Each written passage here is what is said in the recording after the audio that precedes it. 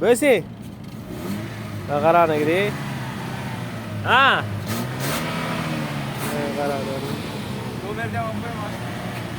Ya o'sha nomer baqilasiz. Hop, momo qarana-da, momo unaqacha. O'sha cheki yonganda diagnostika qildik. Diagnostika qilganimizda shu klapandan ya'ni pustoy krush kollektori geometriyasini o'zgartiradigan klapan hisoblanadi. Shu klapandan ashibga yozgan. Ya'ni steker uzuq bo'lgan, oddiy aytganda. Stekerni ulaganimizdan keyin shunaqa tutash bo'ldi. Taxminimizcha shu mashina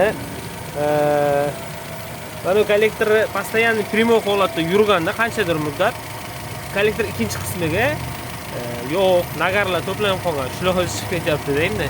Bunda xudo xolasa bir ikkita gazdagi yo'qolib ketish kerak. Yo'qolmasa klapanni uzib qo'yishga to'g'ri keladi hozircha, chunki kollektor ichini promovать qilishga to'g'ri keladi, yuk tashlashga to'g'ri keladi. E'tibor uchun rahmat.